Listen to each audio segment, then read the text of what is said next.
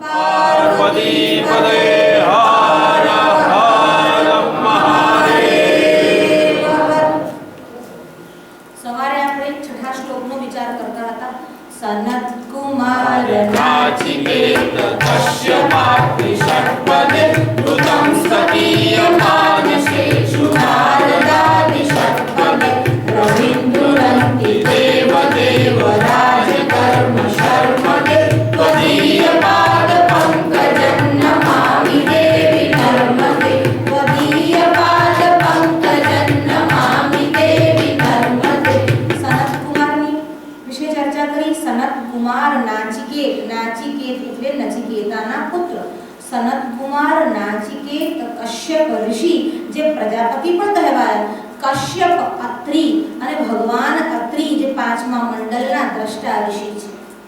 હવે ધૃતમ સ્વકીય માનસેષુ નારદાદિ ષટ્પદે, જો આ બધા જ ભમરાઓ છે કશ્યપ, અત્રિ, સનત કુમાર અને નારદ પણ ધૃતમ સ્વકીય માનસેષુ, કમળાઓનું શું કામ છે? એ પુષ્પની આસપાસ આમ ફરે છે, ગુંજારવ કરે છે અને પુષ્પમાંથી રસને ચૂસે છે, રસ લઈ લે છે।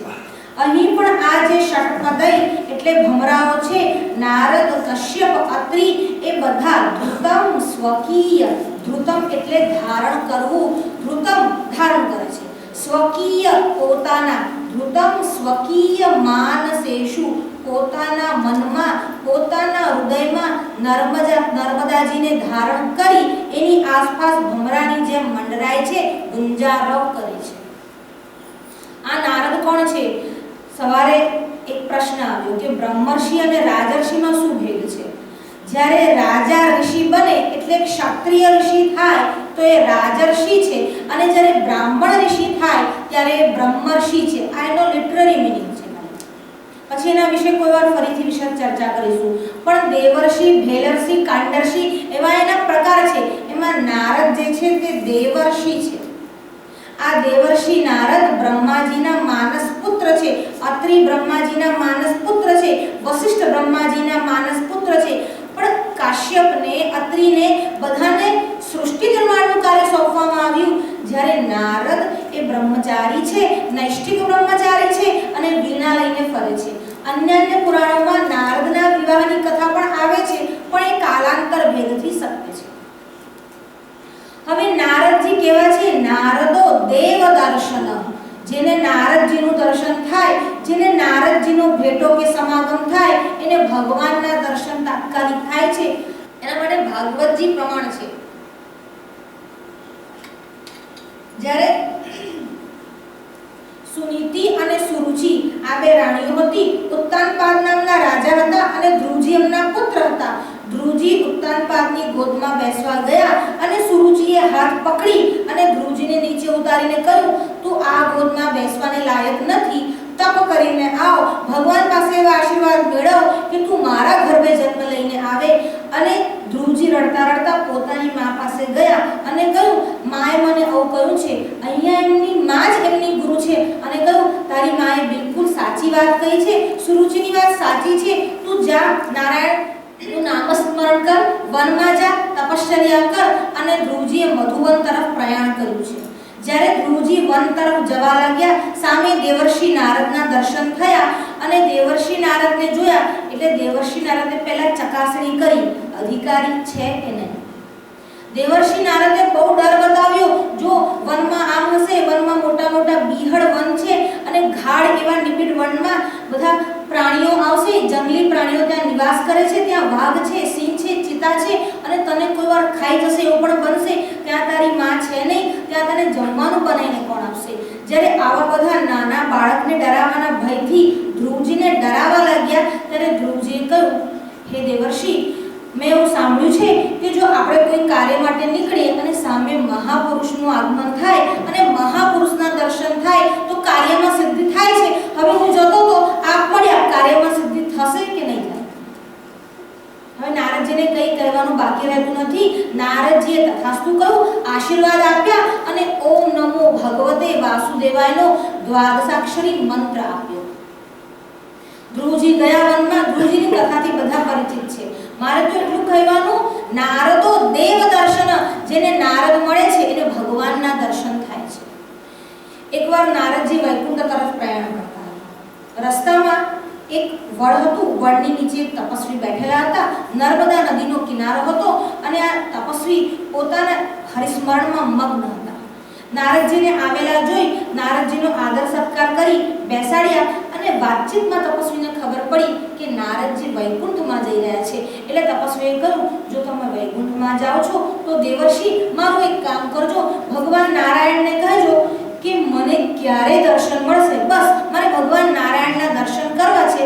તમે જરા આટલી વાત એમને પૂછી લેજો અને પછી જે પણ સંદેશ આવે જરા મારા સુધી પહોંચાડજો. દેવર્ષિએ કહ્યું, ભલે તું ચિંતા કરીશ ના, હું જઈશ અને નારાયણને તમારો સંદેશો આપીશ. દેવર્ષિ નારદ આગળ ગયા. ત્યાં એક બીજા તપસ્વી હતા. મોટી મોટી જટાઓ ધારણ કરેલી હતી. એક મોટો આશ્રમ બનાવેલો હતો. ભાત ભાતના વૃક્ષ અને શિષ્ય અને સેવક વૃંદોથી આખો આશ્રમ જે છે તે શોભિત થતો હતો. હવે ત્યાં આપણા ધ્યાનમાં મગ્ન થઈને બેઠા હતા અને દેવર્ષિ ત્યાંથી પસાર થયા. એમને પણ દેવર્ષિને બોલાવ્યા, બેસાડ્યા, એમનો સત્કાર કર્યો અને વાતચીતમાં એમને પણ ખબર પડી કે દેવર્ષિ વૈકુંઠમાં જઈ રહ્યા છે. એટલે એ તપસ્વીએ પણ કહ્યું, જો આપ વૈકુંઠમાં જાઓ છો અને નારાયણને મળો ત્યારે એમને પૂછજો મને દર્શન ક્યારે આપશે. દેવર્ષિએ કહ્યું, ભલે. દેવર્ષિ આમ બંને ભક્તોને તપસ્વીઓને આશ્વાસન આપી અને વૈકુંઠ ધામ તરફ ગયા. જ્યારે દેવર્ષિ વૈકુંઠ ધામમાં ગયા, ભગવાન નારાયણના દર્શન કર્યા અને પછી એમને કહ્યું, આવી રીતે જ્યારે હું માર્ગમાં આવતો તો બે તપસ્વીઓ મને મળ્યા અને બંનેએ એવી જ ઈચ્છા પ્રગટ કરી છે કે ભગવાનના દર્શન ક્યારે થશે. તો કહ્યું, ભલે. હવે એ લોકોને એવું કહો, એમાં જે તમને પહેલા મળ્યા ને એમને એવું કહેજો કે હજુ તારે તપશ્ચર્યા કરવાની બાકી છે અને બીજા મળ્યા એને એવું કહેજો કે તારે તપશ્ચર્યા કરવાની બાકી છે અને 7 જન્મ પછી તને ભગવાનના દર્શન થશે. પણ જે પહેલા મળ્યા એને એવું કહ્યું કે તમે જે વૃક્ષની નીચે બેઠેલા છો એ વૃક્ષના જેટલા પાંદડા છે એટલા જન્મો પછી ભગવાનના દર્શન થશે. નારદજીના મનમાં થયું કે દર્શન આપવામાં પણ ભગવાન દર્શન આપવામાં આવી કંજૂસી, આ વૃક્ષના આટલા બધા પાંદડા અને ત્યાં સુધી બિચારો ભક્ત તમારી રાહ જોયા કરશે. કે હવે મારે પણ વિવશ છું, મારે પણ સંસાર ચલાવો ને. હવે એકવાર જે નિયમ થયા તો થઈ જાય અને બધું મારે તો જોવું પડે કોનું કેટલું બેલેન્સ છે એ પ્રમાણે મારે એને દર્શન આપવાના. તો કહ્યું, ભલે તમારો સંદેશો હું ત્યાં સુધી પહોંચાડીશ. જ્યારે આવ્યા ત્યારે પહેલો જેને 7 જન્મમાં દર્શન મળવાના હતા એનો આશ્રમ પહેલા આવ્યો અને ત્યાં ગયા અને કહ્યું, અમારી વાત થઈ ભગવાન સાથે. એને કહ્યું, હા હા થઈ, મારો સંદેશો આપ્યો, બિલકુલ આપ્યો. ભગવાને શું કહ્યું? એવું કીધું કે 7 જન્મ પછી તને દર્શન આપીશ. 7 જન્મ સુધી એના હાથમાં જે પેલું મૃગ અંબર હતું એ પણ આમ નીચે ફેંકી દીધું. હાથમાં પેલો ચીપિયો હતો એ ફેંકી દીધો. કમંડલ બી આમ ફેંકી દીધું અને પેલો ચીપિયો લઈ આપણા નારદની પાછા દોડ્યા. તું ઉભો રે, ભગવાનનો એજન્ટ બનીને ફરે છે, હજુ 7 જન્મ સુધી મારે તારી રાહ જોવાની. એમ કરીને નારદની જાણે કપાલ ક્રિયા ના કરતા હોય એમની પાછળ દોડવા માંડ્યા. હવે નારદ પણ ગભરાયા, દોડ્યા અને ભાગી ગયા. એને કહ્યું, ભક્તે જો મારે આજ કરવાનું હોય, હજી પણ 7 જન્મ સુધી રાહ જોવાની હોય તો હું શું કામ આવું ભીખ માંગવાના ધંધા કરું? મારે આ કામ કરવું નથી. ભગવાનને આવવું હશે તો આવશે અને ના આવવું હોય તો કઈ બનવું. નારદજીના મનમાં વિચાર આવ્યો, પેલાને 7 જન્મનું કહ્યું, મારી આ દશા થઈ. હવે પેલાને એવું કહીશ કે આ વૃક્ષના જેટલા પાંદડા છે એટલા જન્મ પછી મળશે તો મને તો મારી જ નાખશે. પણ નારદના મનમાં વિચાર આવ્યો, જો ના કહું તો દોષમાં પડું, વચન તો લઈને આવ્યો છું તો કેવું તો પડશે જ. એટલે નારદજીએ કહ્યું, ભલે એક કામ કરીશું, જરા તૈયારી સાથે જઈશું અને દૂર ઊભા રહીશું અને દૂરથી જેને ભગવાનનો સંદેશો આપીશું, જરા પણ એના શરીરમાં પ્રતિક્રિયા જોઈશું કે ત્યાંથી રવાના થઈ જઈશું. હવે નારદજી ત્યાં ગયા અને ઊભા રહ્યા, થોડા દૂર જ ઊભા રહ્યા. પેલો તપસ્વી ત્યાં બેઠા હતા અને વૃક્ષની નીચે બેઠા બેઠા ભગવાનનું નામ સ્મરણ કરતા હતા. પછી નારદજીને જોઈને પ્રસન્ન થયા અને કહ્યું, ભગવાનને સંદેશો આપ્યો? નારદજીએ કહ્યું, હા આપ્યો. અને ભગવાને પણ સંદેશો મોકલાવ્યો છે? તો કહ્યું, હા મોકલાવ્યો છે. શું કહ્યું છે? તો કહ્યું, આ વૃક્ષના જેટલા પર્ણ છે એટલા જન્મ પછી ભગવાન દર્શન આપશે. અને પેલો એકદમ ઊભો થયો. હવે નારદજીને થયું, હવે મારું આઈ બન્યું. નારદજી ભાગ્યા, પણ પેલો તો એની પાછળ ભાગ્યો ના. ત્યાં ને ત્યાં નાચવા માંડ્યો, કીર્તન કરવા માંડ્યો અને જોર જોરથી ભગવાન નામ સ્મરણ કરવા માંડ્યો. નારદજીના મનમાં થયું, મને એમ કે આ મને પતાઈ દેશે અને એના બદલે આ તો ભગવાનનું નામ લે છે, ઓર જોરથી કીર્તન કરે છે. નારદજી પાછા ત્યાં આવ્યા. તારા કાનમાં બરાબર કામ તો ચાલે છે ને? કેમ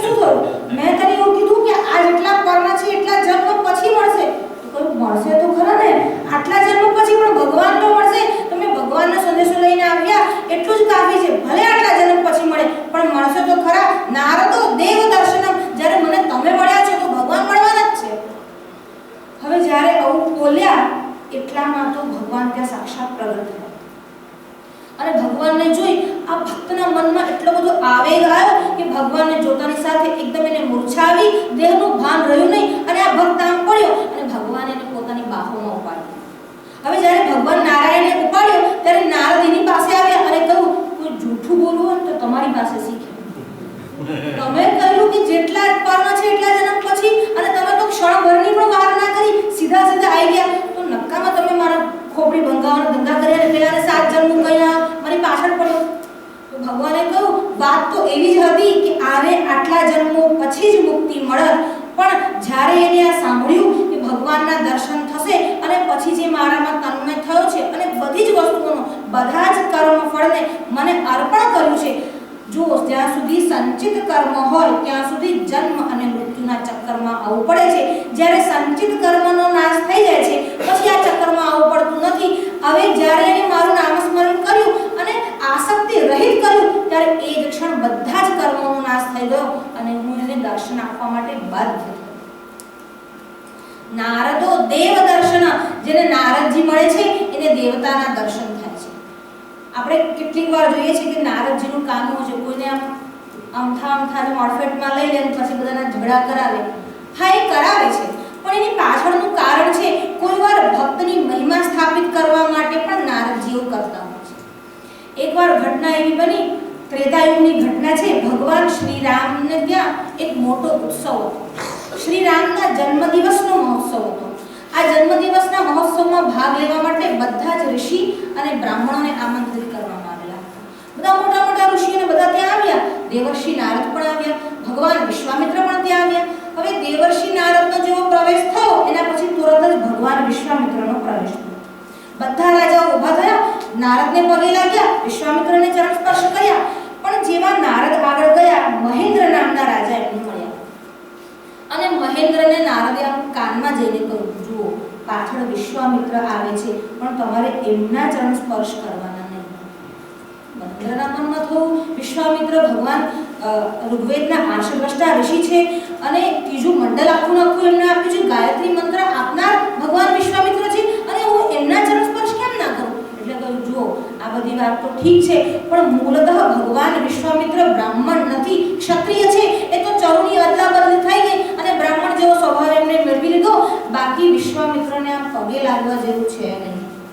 હવે રાજાને બરાબર આમ ચાવી ભરી, રાજા પણ તૈયાર થઈ ગયો કે હા વાત તો સાચી છે. મૂળમાં તો વિશ્વામિત્રના જન્મની જે કથા છે એમાં રચિક ઋષિ 2 ચરુ બનાવે છે અને એક ચરુમાં પોતાના પત્ની માટે અને બીજા ચરુમાં ગાધીના પત્ની એટલે પોતાની સાસુ માટે જે ચરુ તૈયાર કરે છે. એ ચરુમાં એમની સાસુ એટલે ગાધીના પત્નીને એવો વિચાર આવે છે પોતાની પત્ની માટેનો ચરુ કોઈ વિશેષ રૂપે બનાવ્યો હશે એટલે ચરુની અદલા બદલી કરે છે. એમાં એક જે ચરુ હતો એ બ્રહ્મ તેજથી સબર હતો, બીજો ક્ષાત્ર તેજથી સબર હતો.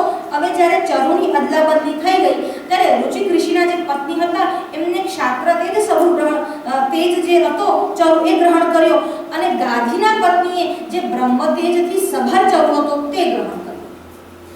આને કારણે ઋષિ કોપાયમાન થયા અને ઋષિએ કહ્યું, તમને વાતનું ધ્યાન નહોતું, હવે આને ત્યાં જે બાળક આવશે તે ક્ષત્રિય જેવા ગુણધર્મવાળો આવશે, આને ત્યાં જે આવશે તે બ્રાહ્મણ જેવા ગુણધર્મવાળો આવશે.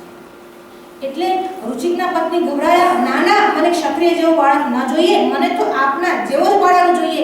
એટલે કહું, તમે ચિંતા ના કરશો, તમારો એમાં દોષ નથી, તમારા માના કારણે આ થયું છે. એટલે તમારા જે પુત્ર આવશે એ તો બ્રહ્મ તેજવાળા આવશે, પરંતુ એના પુત્ર જે આવશે તે ક્ષાત્ર તેજવાળા આવશે. રુચિકને ત્યાં જમદગ્નિનો જન્મ થયો તે બ્રહ્મ તેજવાળા થયા, પણ એમને ત્યાં જે પરશુરામ આવ્યા તે ક્ષાત્ર તેજવાળા થયા. આ બાજુ ગાંધીને ત્યાં વિશ્વામિત્રનો જન્મ થયો, મૂળમાં ક્ષત્રિય અને પછી હજારો વર્ષ સુધી તપશ્ચર્યા કરી અને બ્રાહ્મણ થયા અને એમને બ્રહ્મતેજ પ્રાપ્ત કર્યું.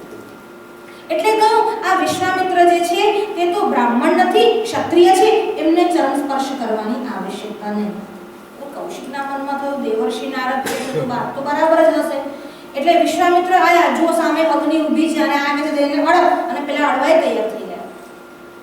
હવે વિશ્વામિત્ર આવ્યા, મહેન્દ્ર પગે લાગ્યા નહીં અને વિશ્વામિત્રને ક્રોધ આવ્યો. વિશ્વામિત્ર સભામાંથી આમ ઊભા થયા અને બોલવા લાગ્યા, હે રામ, તારા સભામાં આવા ધૂર્તોને તે બોલાયા છે જેને એક પ્રાથમિક બુદ્ધિ પણ નથી, જેમને વ્યવહાર પણ સાચવતા આવડતો નથી. એમને એવું ખબર નથી પડતી કે વિશ્વામિત્ર સભામાં ઉપસ્થિત છે અને વિશ્વામિત્રને પગે લાગવા, એમનો આદર કરવા માટે પણ આવતા નથી. આ રાજાને તું દંડ આપ. જ્યારે રામજીને એવું કહ્યું, રામજીના મનમાં વિચાર આવ્યો, આ અતિથિ રૂપે ઘરે આવ્યા છે, અત્યારે દંડ આપવો યોગ્ય નથી, પરંતુ એક બાજુ ઋષિની આજ્ઞા છે અને એક બાજુ અતિથિ રૂપે ઘેર આવ્યા છે. એટલે રામજી એવું વિચાર કર્યો, ઋષિ ભગવાન, આપની વાત ઉત્તમ જ છે, યોગ્ય જ છે, પણ અત્યારે મારે ત્યાં અતિથિ રૂપે આવ્યા છે, એટલે કાલે સવારે હું એને ત્યાં જઈશ અને એનો વધ કરીશ. આ સભા તો પૂરી થઈ. હવે આજે મહેન્દ્ર તો ગભરાયો અને નારદજી પાસે આવ્યો. નારદજીને કહ્યું, તમારા કહેવાથી મેં વિશ્વામિત્રને ચરણ સ્પર્શ ના કર્યા અને હવે આ વિશ્વામિત્ર તો જુઓ મારી પાછળ પડશે અને કાલે રામજી આવશે મને લેવા માટે. અને રામજીએ પ્રતિજ્ઞા કરી છે. જ્યારે રામજીએ પ્રતિજ્ઞા કરી કે હું આવતીકાલે આનો વધ કરીશ, ત્યારે વિશ્વામિત્રએ કહ્યું, ના, તું પ્રતિજ્ઞા કર, પણ કોઈની શપથ લઈને પ્રતિજ્ઞા કર. એટલે રામજીએ કહ્યું, મારી પ્રતિજ્ઞા સત્ય જ હોય છે, છતાં પણ તમને એવું હોય તો હું હનુમાનજીની શપથ લઉં છું. અને હનુમાનજી મને અત્યંત પ્રિય છે, મારા અનન્ય એવા ભક્ત છે, મારા અનન્ય એવા સેવક છે. હું હનુમાનજીની શપથ લઈને કહું છું, આવતીકાલે આનો વધ કરીશ. હવે પેલો ગભરાયો, નારદજી પાસે આવ્યો. નારદજીને કહેવા લાગ્યો, હું તમારી શરણમાં છું, હવે હું ક્યાંય જઈશ નહીં, કારણ કે રામજીએ પ્રતિજ્ઞા કરી છે એટલે મારું મોત આવતીકાલે નક્કી છે. નારદજીએ કહ્યું, તું ગભરાઈશ નહીં, એક કામ કર, તું હનુમાનજીની શરણમાં જા. હવે આના મનમાં થયું કે બરાબર છે, રામજી કોપાયમાન થાય તો હનુમાનજી બચાવી શકે, એટલે આ હનુમાનજીની શરણમાં જવા તૈયાર થયો. એટલે કીધું, તું એમને જઈશ ના, હનુમાનજી પાસે જવાનું. પહેલા એમને કટિબદ્ધ કરવાના, પહેલા 3 વાર જ્યારે વચન લઈને શપથ લે રામજીની, પછી તારે રહસ્ય કહેવાનું. ભલે, તૈયાર. પછી નારદજીના કહેવાથી આ મહેન્દ્ર હનુમાનજી પાસે ગયો.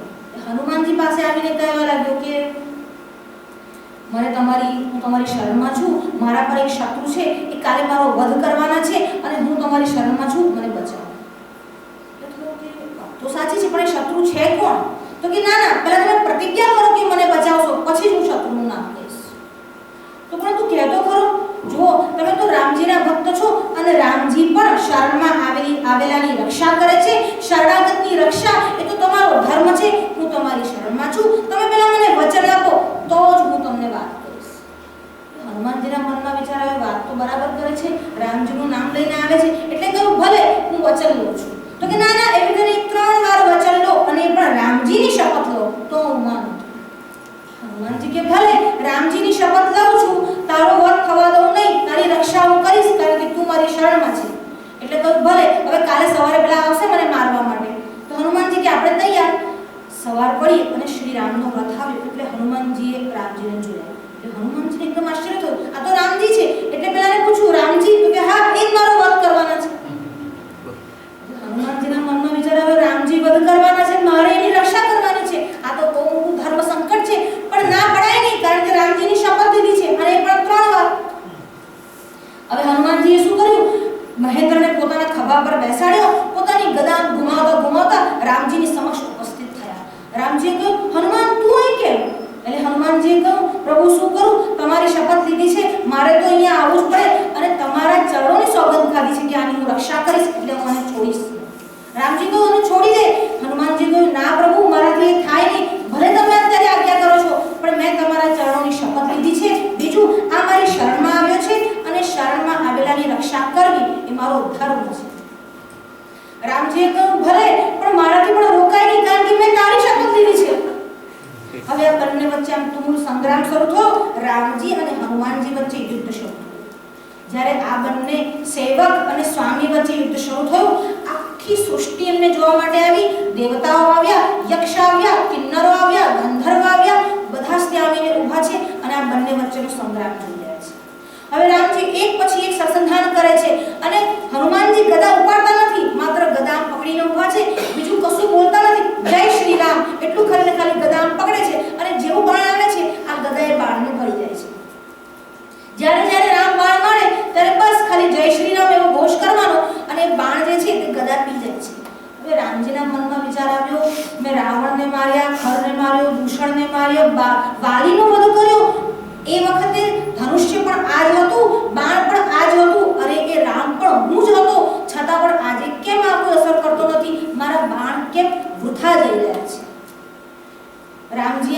સંદેહમાં હતા એટલામાં નારદજી ત્યાં આવ્યા અને નારદજીએ પેલા મહેન્દ્રને બોલાવીને કાનમાં કહ્યું, જો વિશ્વામિત્રના પગ પડીને માફી માંગી લે, જો વિશ્વામિત્ર તને માફ કરી દેશે, ક્ષમા આપી દેશે તો આ યુદ્ધ બંધ થઈ જશે, નહીં તો આ યુદ્ધ બંધ થશે નહીં, આખી સૃષ્ટિનો અંત આવી જશે, પણ બંનેમાંથી એકે હારે એવા છે નહીં, એક રામ છે અને એકને રામ નામનો સહારો છે, બંનેમાંથી એકે હારશે નહીં અને બંને એકબીજાની શપથ ગ્રહણ કરી છે. મહેન્દ્રના મનમાં થયું વાત સાચી છે, વિશ્વામિત્રના પગ પકડ્યા, ક્ષમા માંગી, ઋષિએ માફ કર્યો, ક્ષમા આપી અને કહ્યું, રામ તમે રહેવા દો, હું તમને તમારા વચનમાંથી મુક્ત કરું છું, આ રાજાને છોડી દો. હવે મહેન્દ્રને છોડી દીધો, રામે પણ પોતાની શપથ મૂકી દીધી, કારણ કે શપથ જેના કારણે દીધી એ વિશ્વામિત્રએ ના કરી. હવે મહેન્દ્ર નારદજી પાસે આવ્યો અને નારદજીને કહેવા લાગ્યો, તમારે આ નાટક જ કરવું હતું, તમે મને મોહરો શું કામ બનાવ્યો? તમારે કરવું હતું એમાં મારો તો વધ થઈ જાત ને, રામજીના હાથે મારો વધ કરાઈ દે. એટલે નારદજીએ કહ્યું, વાત તમારા વધની છે જ નહીં, જ્યારે હનુમાને તમને શરણમાં આવેલા જોઈ અને તમારી રક્ષાની શપથ લીધી ત્યારે તમારો વધ થઈ જ ના શકે, પણ વાત તો રામ નામની મહિમાની છે અને રામજીના ભક્તોની છે. રામજીના ભક્તો કેવા છે? રામ પણ રામજીના ભક્તોને મારી શકે. આ રામજીના ભક્તોનું એવું સામર્થ્ય છે, રામ નામનો એવો મહિમા છે અને આ મહિમા પ્રસ્થાપિત કરવા માટે નારદજીએ આખું તેને કે પ્લાનિંગ કર્યું. પણ નારદજી દેવ દર્શન કરાવે છે, નારદજી કોઈ વાર કૃતઃ કલહ પણ કરાવે છે, પણ એ કલહ પાછળનો જે આશય, જે હેતુ હોય છે એ શુદ્ધ હોય છે. હવે દર વખતે નારદજી બીજાને ફસાવે એવું ના થાય, કોઈ પોતે ફસાઈ જાય. એકવાર નારદજી ફરતા ફરતા વૈકુંઠમાં ગયા અને ત્યાં વૈકુંઠમાં લક્ષ્મીજી આમ બેઠેલા હતા અને એ વખતે એવું થયું લક્ષ્મીજીના બહેન પણ ત્યાં આવેલા હતા. હવે પુરાણોમાં એવી પણ કથા છે કે દરિદ્રા એમના મોટી બહેન છે અને લક્ષ્મી એમના નાના બહેન છે. હવે આ બંને બહેનો આમ બેઠા હતા અને નારદજી આવ્યા. હવે આ બંનેના મનમાં તો દર વખતે આપણને આ ફસાવે છે, આજે આનો વારો આવે છે, ચાલ આને પકડીએ. એ નારદજી આવ્યા એટલે લક્ષ્મીજી એવું કહ્યું, નારદજી આવો બેસો. નારદજી બેઠા એટલે કહું, નારદજી એક પ્રશ્ન છે, એ પ્રશ્નનો જવાબ આપો તો અમને બહુ આનંદ થશે. નારદજી કહ્યું, ભલે બોલો, અમારા બંનેમાંથી સુંદર કોણ છે, વધારે સારું કોણ છે અને વધારે પાત્રતા કોણામાં છે? નારદજીના મનમાં વિચાર આવ્યો, જો એવું કહીશ કે લક્ષ્મીજી સુંદર છે તો દરિદ્રતાને ખોટું લાગશે અને દરિદ્રાને ખોટું લાગ્યું તો એક ટુંગળુની લંગોટી છે એ પણ જશે. હવે દરિદ્રાને ખોટું કહેવાય નહીં અને જો લક્ષ્મીજીને એવું કહીશ કે લક્ષ્મીજી સુંદર ને દરિદ્રા સુંદર છે તો લક્ષ્મીજીનો કોપ પછી સહન કરવો રહેશે અને લક્ષ્મીજી કોપાયમાન થશે તો પછી નારાયણ પણ કોપાયમાન થવાના જ છે. હવે નારદજી આમ દુવિધામાં આવ્યા. આ નારદજી દુવિધામાં આવ્યા ત્યાર પછી એમને એક રસ્તો શોધ્યો. એ માર્ગ એવો શોધ્યો, એમને કહ્યું, હું તમારા પ્રશ્નનો જવાબ આપીશ, પણ હે દેવીઓ, સામે પારે એક વૃક્ષ છે, આ વૃક્ષને તમે સ્પર્શ કરી અને પાછા આવો ત્યાં સુધી હું મારો જવાબ વિચારી લઉં અને તમને જવાબ આપું. લક્ષ્મીજી કે અમે ત્યાં જઈને પાછા તો આવીએ પણ તમે ભાગી જશો નહીં. ના ના, હું નહીં ભાગું, હું અહીં જ બેસીશ. આ દરિદ્રા અને લક્ષ્મી સામે પાર જઈ આ વૃક્ષનો સ્પર્શ કરી પાછા આવવા લાગ્યા. હવે પાછા આવીને ફરી એ પ્રશ્ન કર્યો કે અમારા બંનેમાં સુંદર કોણ? એટલે નારદજીએ કહ્યું, જુઓ, મેં તમને સુંદરતાની પરીક્ષા કરવા માટે જ ત્યાં મોકલેતા. આ દરિદ્રા છે ને એ જાય ને ત્યારે સુંદર લાગે છે અને લક્ષ્મીજી તમે આવો ત્યારે સુંદર લાગે છે. આમ નારદે જવાબ પણ આપ્યો અને બંનેને પ્રસન્ન પણ કર્યા. નારદ વિચક્ષણ પણ છે, બુદ્ધિમાન પણ છે અને દેવ દર્શન પણ કરાવે છે. આ તો બધી નારદની જેને કહેવાય સાધારણ ચરિત્રો છે. નારદજી સનત કુમારના શિષ્ય છે, બ્રહ્મજ્ઞાની છે. શુકદેવજીને પણ નારદજી ઉપદેશ આપે છે. એકવાર વ્યાસ આશ્રમમાં શુકદેવજી અને વ્યાસદેવ બેઠા હતા. ભગવાન વેદવ્યાસ કોઈ કારણસર બહાર ગયા. શુકદેવજી એકલા હતા એટલામાં દેવર્ષિ નારદનો પ્રવેશ થયો અને દેવર્ષિ નારદને જોયા શુકદેવજી પ્રસન્ન થયા. નારદજીને આસન આપી બેસાડ્યા અને નારદજીને પૂછ્યું, હે ભગવાન, આજે મારા અહોભાગ્ય છે, આપ અહીં પધાર્યા છો, આપ મને ઉચિત હોય એવો કોઈ ઉપદેશ કરો. હવે શુકદેવજીને ઉપદેશ કરવો એ કોઈ સાધારણ વાત નથી. જે નૈષ્ઠિક બ્રહ્મચારી છે, સાક્ષાત ભગવાન શંકર જ શુકદેવજીનું રૂપ લઈને આવ્યા છે. આ શુકદેવજીને ઉપદેશ કરવો કોઈ સાધારણ વાત નથી, પણ નારદનું એવું સામર્થ્ય છે કે શુકદેવને પણ ઉપદેશ કરી શકે છે. નારદજીએ શુકદેવજીને કહ્યું, જુઓ, કેટલીક વસ્તુઓ છે એ જાણી લેવા જેવી છે. તમે જાણો જ છો કે બ્રહ્મ સત્ય છે, જગત મિથ્યા છે. કોઈ પણ મનુષ્ય આવશ્યકતાથી વધુ પડતો સંગ્રહ કરવો જોઈએ નહીં. સત્યથી મોટું કોઈ તપ નથી. રાગથી મોટું કોઈ પણ વસ્તુમાં તમને બહુ આસક્તિ હોય ને એ કામનું નહીં.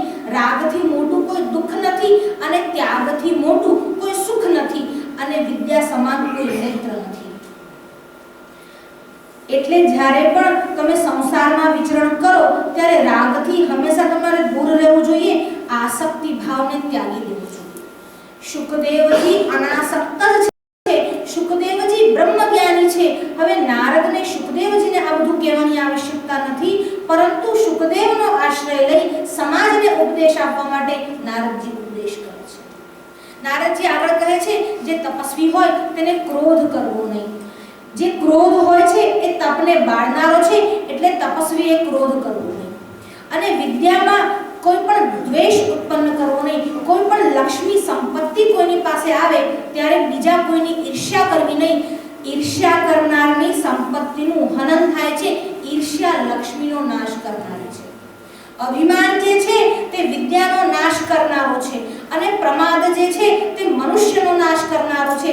આલસ્યહિ મનુષ્યાણામ શરીરસ્તો મહારિપુઃ. આ આળસ જે છે, આ પ્રમાદ જે છે તે મનુષ્યનો સૌથી મોટો શત્રુ છે. સનત કુમારે આ ઉપદેશ મને આપ્યો તો આ ઉપદેશ હું તમને શુકદેવજીને આપું છું.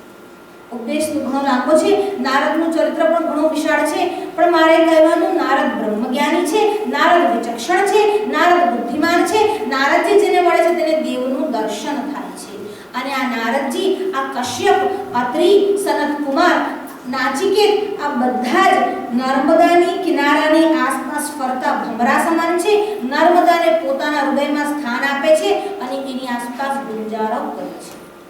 સનત કુમાર નાચિકેત કશ્યપાત્રિ ષટ્પદે વૃતં સ્વકીય માનસેષુ નારદાદિ ષટ્પદે રવિન્દુરન્તિ દેવ દેવરાજ કર્મ શર્મદે ત્વદીય પાદ પંકજન્નમામિ દેવી નર્મદે.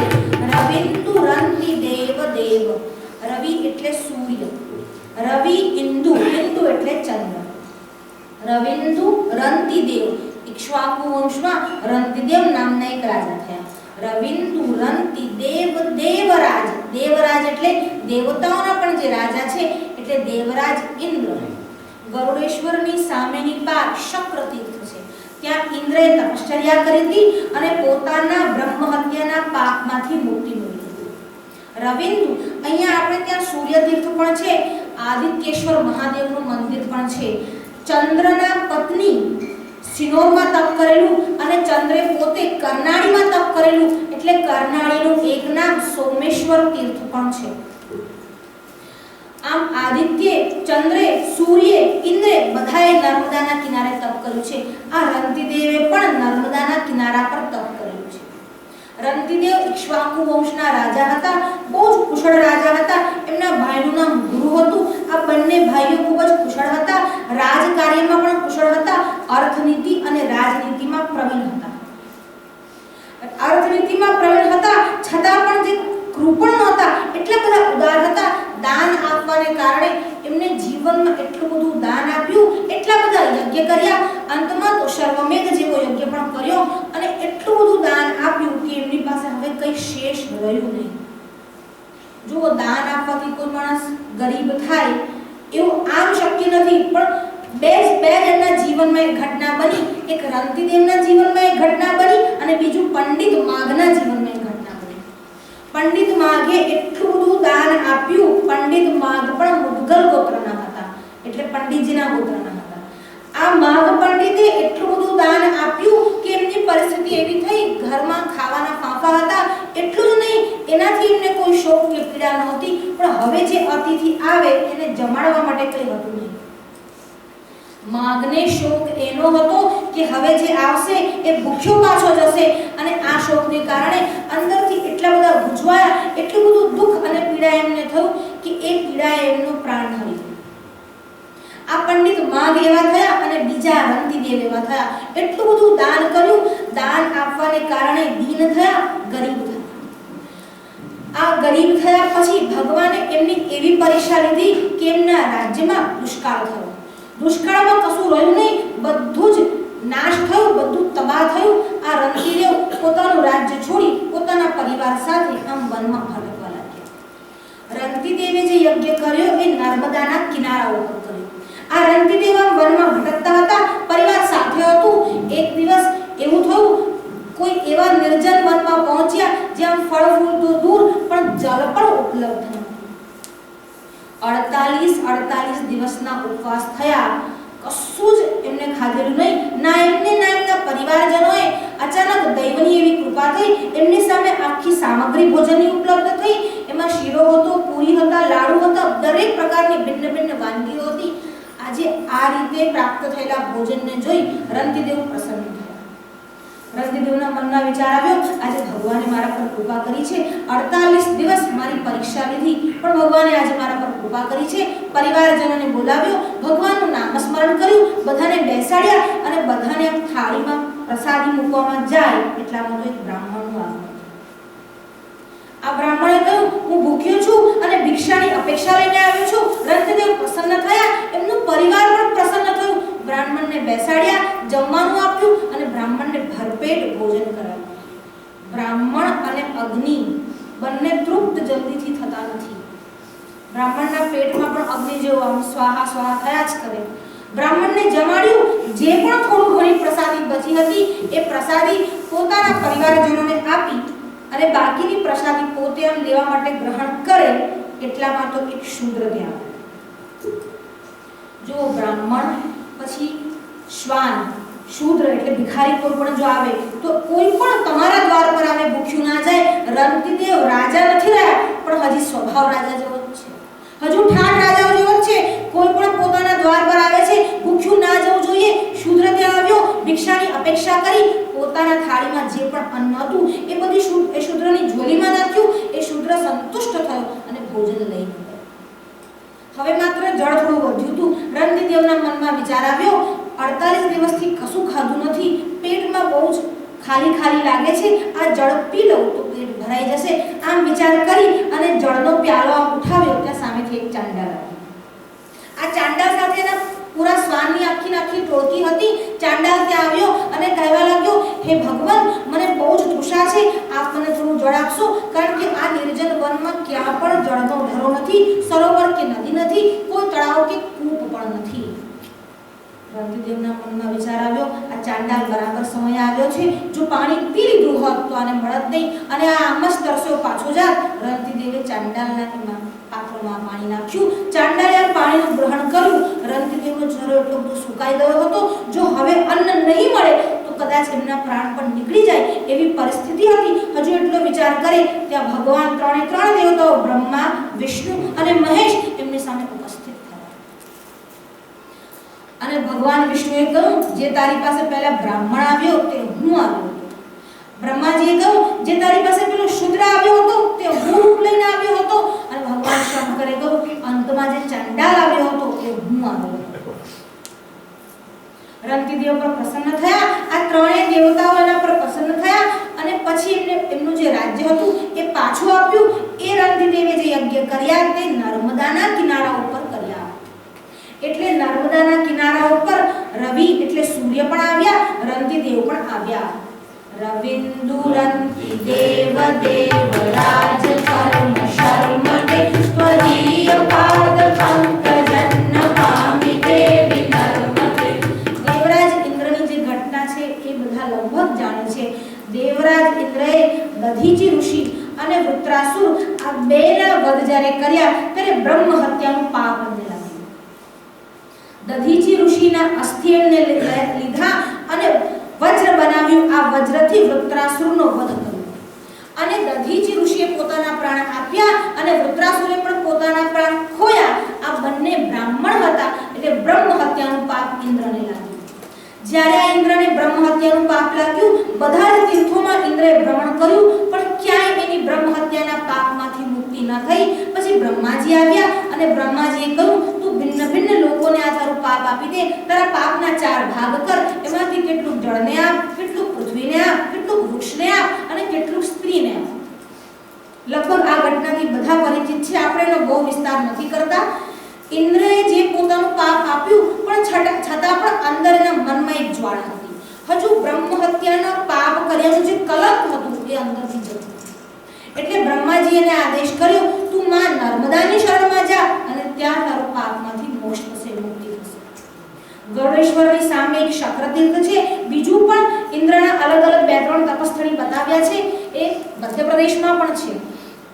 ઇન્દ્રએ ત્યાં જઈ નર્મદાના કિનારે ભગવાન શિવની અર્ચના કરી, તપશ્ચર્યા કરી અને આ બ્રહ્મ હત્યાના પાપમાંથી મુક્તિ મેળવી. અહીં આપણે આ 6થો શ્લોક પણ પૂરો કર્યો. અલક્ષ્ય લક્ષ્ય લક્ષ્ય પાપ લક્ષ્ય સાર સાયુધ તટસ્થ જીવજંતુ તંતુ મુક્તિ મુક્તિદાયકં વિરંચિ વિષ્ણુ શંકર સ્વકીય ધામ કર્મકે ત્વદીય પાદ પંકજં નમામિ દેવી કર્મકે ત્વદીય પાદ પંકજં નમામિ દેવી કર્મકે. અલક્ષ્ય લક્ષ્ય લક્ષ્ય પાપ. અલક્ષ્ય ગઈકાલે કહ્યું ન જોવાય તે, જે લક્ષિત ન થાય તે ન જોવાય તે. અલક્ષ્ય લક્ષ્ય અને બીજું કયું લક્ષ્ય એટલે જે જોવાય તે, જે નથી જોવાતા તે અને જે જોવાય છે તે. અલક્ષ્ય લક્ષ્ય લક્ષ્ય પાપ. એક બે ની લાખ લાખ પાપ. અલક્ષ્ય લક્ષ્ય લક્ષ્ય પાપ લક્ષ્ય સાર સાયુધમ અને લક્ષ્ય સાર સાયુધમ. જો અહીં 2 પાઠ ભેદ છે અને બંને એના અર્થમાં ફિટ બેસેલા છે. એક તો છે લક્ષ્ય સાર આયુધમ, લક્ષ્ય સાર સાયુધમ એટલે લક્ષ્ય સાર અને સાયુધમ. અને બીજું પાઠ ભેદ છે લક્ષ્ય સારસ આયુધમ. આયુધમ લક્ષ્ય એટલે એકલા અને સારસ એટલે સારસ પક્ષી. કેટલાક વિદ્વાનોનું એવું માનવું છે કે નર્મદાના કિનારે સારસ પક્ષી જોવા મળતા નથી. નર્મદાના કિનારા પર બધા જ પ્રકારના પક્ષીઓ છે પણ સારસ પક્ષી નથી. એટલે લક્ષ્ય સારસા અને આયુધમ, જેમ સારસ પક્ષીને નર્મદા સંઘરતી નથી એટલે નર્મદાના કિનારે જોવા મળતા નથી, તેવી જ રીતે લાખો પાપ પણ નર્મદા કિનારે આવીને રહી શકતા નથી. અલક્ષ્ય લક્ષ્ય લક્ષ્ય પાપ લક્ષ્ય સાર સાયુધમ. હવે બીજો જે પાઠ ભેદ છે એમાં લક્ષ્ય સાર અને સાયુધમ એટલે આ બધા લાખો પાપનો જે સાર છે અથવા લાખો પાપ પણ ભેગા થઈ અને જે તમને ગતિ આપે છે, જે ફળ આપે છે, એની સામે એના જળ કેવા છે? આયુધમ એટલે શસ્ત્ર ઉઠાવે છે. કોણ? તો કે નર્મદાના જળ એની સામે શસ્ત્ર ઉઠાવે છે. એટલે 2 અર્થ છે. સારસ પક્ષીની જેમ તમારા પાપના સમૂહોનો, એવી કેવા લાખો પાપના સમૂહોનો નાશ કરે છે. જે કર્મ હોય છે ને એ કર્મનું ફળ એટલે વિપાક એ પાપ કે પુણ્ય હોય છે. આ કર્મ જે હોય છે 3 પ્રકારના હોય છે. એક તો હોય શુક્લ કર્મ, એક હોય કૃષ્ણ કર્મ અને એક હોય શુક્લ કૃષ્ણ કર્મ. શુક્લ કર્મ મનુષ્ય કરે એટલે પુણ્યશાળી થાય અને એને પુણ્ય મળે. જે શુક્લ કર્મ કરે તે દેવ યોનિને પ્રાપ્ત થાય છે. એક છે કૃષ્ણ કર્મ. કૃષ્ણ કર્મ એટલે જે પાપને ઉપજાવે છે અને જે કૃષ્ણ કર્મ કરે એને પ્રાણીઓમાં નિમ્નતર યોનિઓમાં જન્મ લેવો પડે છે. એક હોય છે શુક્લ કૃષ્ણ કર્મ. શુક્લ કૃષ્ણ કર્મ એટલે બંને મિશ્રિત કર્મ. જે શુક્લ કૃષ્ણ કર્મ કરે તે મનુષ્ય જન્મ લઈને આવે છે. મનુષ્ય જન્મમાં પણ જો શુક્લ કૃષ્ણ કર્મ ભેગા થાય, એમાં પણ જો શુક્લ ડોમિનન્ટ એટલે શુક્લનું પ્રાધાન્ય વધુ હોય તો બ્રાહ્મણ કુળમાં જન્મે છે, સાત્વિક વિચારો સાથે જન્મે છે, પછી ક્ષત્રિય, પછી અધમ યોનિઓમાં આવે છે. અને જો આ બધું જ હોય પણ જો ભગવાનની કૃપા થાય, ગઈકાલે વાત થઈ કે ન્યાયમાત્મા પ્રવચનેન લભ્યો ન મેધયા ન બૌદ્ધા શ્રુતેન યમ એષમ ગુણવતી. એ જેનું વર્ણન કરે છે, એ જેને લે છે, જેનું સિલેક્શન કરે છે, એને પોતાનું રૂપ પ્રગટ કરે છે. ભલે તમારો ગમે તે જાતિમાં જન્મ થયો હોય પણ ભક્તિની પ્રધાનતા હશે, તમારામાં ભક્તિનું બળ હશે તો ભગવાન તમારો ગ્રહણ કરશે, તમારો સ્વીકાર કરશે. પંઢરપુરમાં વિઠોબાના ત્યાંની એક ઘટના છે. વિઠોબાના ત્યાં સામે ચોખા મેળાની સમાધિ છે. આ ચોખા મેળા જાતથી જેને કહેવાય ને આ ચામડા ઉખાડનાર એટલે ખાલપા હતા. હવે ચોખા મેળાનો મંદિરની અંદર પણ પ્રવેશ નિષેધ, કારણ કે એમનું જે કાર્ય હતું એ થોડું નિમ્ન પ્રકારનું હતું. પ્રાણીઓના મુર્દા ચામડા, પ્રાણીઓ જે મરેલા હોય એના ચર્મને ખેંચી લેતા હતા, એટલે શુદ્ધિનો વિચાર કરવામાં આવે તો પણ મંદિરમાં એમનો પ્રવેશ નિષેધ હતો. હવે એકવાર ઘટના એવી થઈ, આ મંદિરના દ્વાર પર ઊભા હતા, બીજા કેટલાક લોકો અંદર આમ જવા મળ્યા અને ચોખા મળ્યાને ગમે તેવી ભાષામાં ગમે તેવો વ્યવહાર અને વર્તન કરવા લાગ્યા. તું શુદ્ર છે, તું નિમ્ન જાતિનો છે, તું નિમ્ન કોટીનો છે, તારે અહીં આવવું નહીં, તારે મારા દેવ દર્શનમાં વિઘ્ન કરવું નહીં. જો કોઈ પણ જ્ઞાની હોય એ આવી રીતનું બોલી જ ના શકે, પણ આ એ બધા લોકો હતા જેને ધર્મનો માત્ર ડોળ હતો.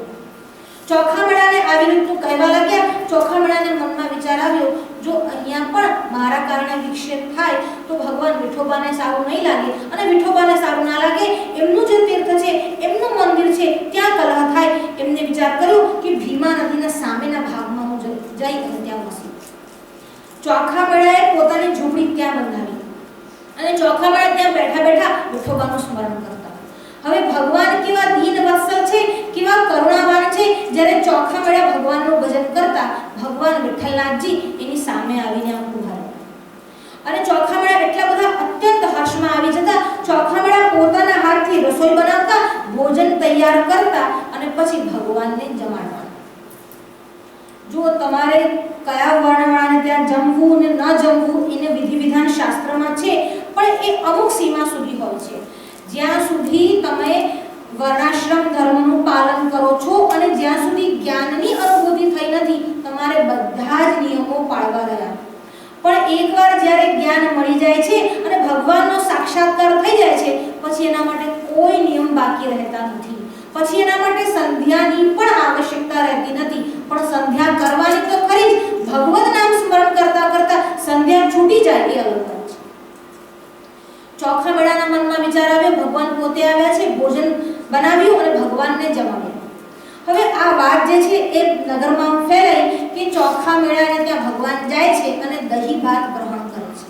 હવે કેટલાક લોકોના મનમાં વિચાર આવ્યો કે એવું બને નહીં, આ તો ચોખામણા બધી વાત ફેલાઈ હશે, એવી રીતે ભગવાન તે કોઈની ઘરે આવે જ આવે ના. અને એક અર્ચકને આવો વિચાર આવ્યો અને ચોખામણાની ઝૂંપડી હતી ત્યાં પહોંચી ગયા અને જોયું તો અંદરથી એક તેજોપુંજ બહાર આવ્યું. એક સુંદર પિતાંબરધારી પુરુષ ત્યાં બેઠેલા હતા. એમના મોઢા પર એક અજબ કાંતિ હતી, માથા પર મોરપીંછ ધારણ કરેલું હતું, ત્યાં બેઠા હતા અને ચોખામણા એમને દહીં ભાત ખવડાવ્યા. અર્ચકના મનમાં વિચાર આવ્યો, આ કદાચ વિઠોબા તો નહીં હોય. પછી થયું ના ના, વિઠોબા તો મંદિરમાં હશે. એમ વિચારી અર્ચક ત્યાંથી ભાગ્યો અને મંદિરમાં આવ્યો. આ મંદિરમાં આવી અને મંદિરના દ્વાર ખોલ્યા તો વિઠોબા ત્યાં સામે જ હતા. એટલે અર્ચકના મનમાં હાસ થયું, હા આ વાત ખોટી છે, ચોખામણાને ત્યાં ભગવાન ગયા નતા. પછી આમ દર્શન કરી જ્યાં માથું ઉપર ઉચક્યું, ભગવાને જે પીતાંબર પહેરેલું હતું એના પર દહીં ભાતનો આમ ગ્રાસ પડેલો. હવે અર્ચકના મનમાં વિચાર આવ્યો, આ દહીં ભાત ભગવાનને પણ યાદ આવ્યું. જ્યારે ત્યાંથી દોડીને ભગવાન જ્યારે મંદિરમાં પાછા આવ્યા અને જ્યારે એમને ખવડાવતા હતા એ વખતે દહીં ભાત થોડો એમને પિતાંબર પર પડેલો, એ લૂછવાનું રહી ગયેલું. અને આ અર્ચકે જોયું અને અર્ચકે આમ દંડવત પ્રણામ કર્યા, ચોખામણાને પણ દંડવત પ્રણામ કર્યા અને ચોખામણાને પછી અનુમતિથી ત્યાં મંદિર પાસે લાવવામાં આવ્યા. એકવાર પ્રસંગ એવો થયો કે આ ચોખામણા ત્યાં કોઈ બીજા ભવનનું બાંધકામ ચાલતું હતું અને આ મજૂરી કરતા કરતા ચોખામણા પણ ત્યાં ગયા અને કોઈ કારણસર ભવન તૂટી ગયું. એ ભવન તૂટ્યું ત્યારે જેટલા પણ મજૂરો ત્યાં કામ કરતા હતા એ મજૂરો બધા જ અંદર દબાઈ અને મૃત્યુ પામ્યા. એમાં ચોખામણા પણ અંદર મૃત્યુ પામ્યા. જ્યારે ચોખામણાનું શરીર છૂટી ગયું ત્યારે બધા જ નામદેવજી પાસે આવ્યા અને નામદેવજીને પૂછ્યું કે આ ચોખામણાનું શરીર પણ બીજા બધા મજૂરોની જોડે અંદર જ વિલીન થઈ ગયું છે, હવે ચોખામણાના શરીરને ઓળખી અને બહાર કેવી રીતે કાઢવું? ત્યારે નામદેવજીએ કહ્યું, તમે જાઓ અને હાડકું લો અને હાડકું આમ કર્ણ પાસે મૂકજો અને જે હાડકામાંથી અવાજ આવે વિઠ્ઠલ વિઠ્ઠલ વિઠ્ઠલ વિઠ્ઠલ વિઠ્ઠલ, એ ચોખામણાનું હાડકું છે. પછી બધા ગયા, જે હાડકા લીધા અને જે હાડકામાંથી વિઠ્ઠલ વિઠ્ઠલ એવો ધ્વનિ થયો એ હાડકાને ભેગા કરીને લઈ આવ્યા. આજે પણ પંઢરપુરમાં પંઢરીનાથના મંદિરની સામે ચોખામણાની સમાધિ છે. રવિન્દુરંતિ દેવ દેવ રાજ કર્મ શર્મદે અલક્ષ લક્ષ લક્ષ પાપ લક્ષ સારસાયુધમ. તમારા જીવનમાં જેટલા પણ પાપ કર્મો કર્યા હોય પણ જો એકવાર નર્મદાનું દર્શન થશે તો એ બધા જ પાપમાંથી મુક્તિ મળશે. અને જો નર્મદાનું દર્શન કર્યા પછી સ્નાન થશે તો પૂછવાનું શું? અનન્ય કેટલાય જન્મોના કરેલા જે પાપ હશે એ બધા જ ધોવાઈ જશે. અલક્ષ્ય લક્ષ્ય કેટલાક પાપ એવા હોય છે જે દેખાય છે અને કેટલાક પાપ દેખાતા નથી. પાપનું કર્મ એ જ જન્મમાં મળે એવું આવશ્યક નથી. એક સાધુ હતા, એ સાધુ વિચરણ કરતા કરતા એક ગામમાં આવ્યા. એ ગામમાં જ્યારે સાધુ આવે ત્યારે એક શેઠને ત્યાં રોકાય. એ શેઠને ત્યાં જ્યારે રોકાય અને શેઠ એમની શુશ્રૂષા કરે, એક દિવસ રાતવાસો કરે, પછી બીજે દિવસે નીકળી જાય. એ દિવસે બીના એવી થયેલી કે જ્યારે ગયા ત્યારે શેઠ ઘરમાં હાજર હતા. શેઠના પત્ની ત્યાં હતા અને આ સાધુને વિચાર આવ્યો, શેઠના પત્ની એકલા ઘરમાં છે, સ્ત્રી જ્યારે એકલા ઘરમાં ના હોય અને ઘરનો માલિક ના હોય ત્યારે ત્યાં રોકાવું નહીં. એટલે સાધુએ કહ્યું, આજે મને અહીં રોકાવાની ઈચ્છા નથી, હું પાછો જઈશ, હું મંદિરમાં કે કોઈ પણ વૃક્ષના નીચે આજે રાત કરી લઈશ. શેઠાણીએ ના પડી, તમે આવી રીતે જશો નહીં. જો શેઠ પાછા આવશે તો એ મારા પર ગુસ્સે થશે કે તે એક દિવસ પણ સાધુને સાચવ્યા નહીં. તમે અહીં જ રહો, તમારો ત્યાં રૂમ છે, તમે ત્યાં શાંતિથી રાત્રે આરામ કરો. સાધુએ કહ્યું ભલે.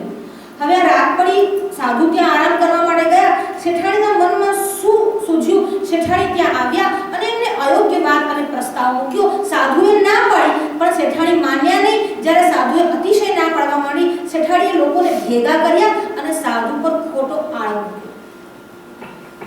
હવે સાધુના મનમાં વિચાર આવ્યો અને બહુ પસ્તાવો થયો કે આ ખોટું થયું. અને લોકો જ્યારે ભેગા થયા ત્યારે એ સાધુના હાથ કાપી નાખ્યા. અને સાધુ એવી સ્થિતિમાં એ ગામ છોડી આગળ ચાલ્યા ગયા. જ્યારે એ ગામમાંથી બીજા ગામમાં જતા હતા, વચ્ચે એક વન હતું. ત્યાં એક વૃક્ષ નીચે એક તપસ્વી બેઠેલા હતા. એ સાધુએ તપસ્વીના પાસે આવ્યો, એમના ચરણોમાં પ્રણામ કર્યા અને એની આંખમાંથી આમ અશ્રુ નીકળ્યા. સાધુએ કહ્યું, મને એનું દુઃખ નથી કે મારા હાથ કપાઈ ગયા, પણ હું નિર્દોષ હતો અને મારા હાથ કપાઈ ગયા. એનું શું કારણ છે? આ તપસ્વીએ થોડી વાર માટે આંખ બંધ કરી સાધુના પૂર્વજન્મમાં જોયું.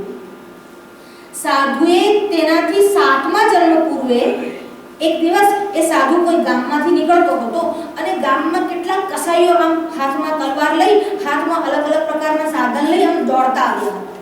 આ કસાઈઓએ સાધુને પૂછેલું કે તે ગાયને જોઈ છે? ત્યારે સાધુના મનમાં એવું ધ્યાન ના આવ્યું કે આ કસાઈઓ ગાયને મારી નાખશે અને સાધુએ હાથથી ઇશારો કરેલો. એ હાથથી ઇશારો કર્યો અને આ કસાઈઓએ ગાયને મારી નાખી. એટલે 7મા જન્મ પછી પણ એ હાથ કપાઈ ગયો. હવે તમે વિચાર કરો આ લોકોની શું દશા થશે? ઈશારો કર્યો એમાં હાથ કપાઈ ગયા. આ લોકો તો શું દુષ્કૃત્ય નથી કરતા?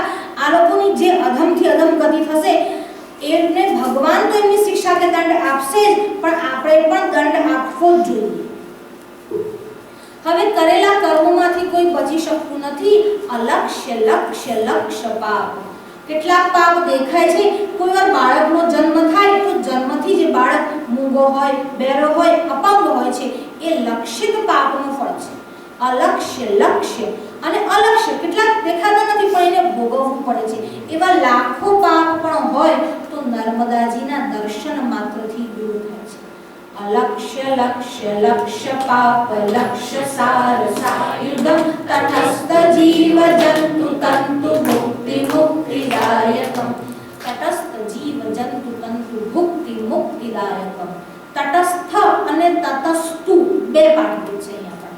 તટસ્થ એટલે કિનાર, તટ એટલે કિનારો અને કિનારા પર રહેનારા, અને તતઃતુ અને ત્યાં પણ કિનારા પર રહેનારા અને એની આસપાસ રહેનારા.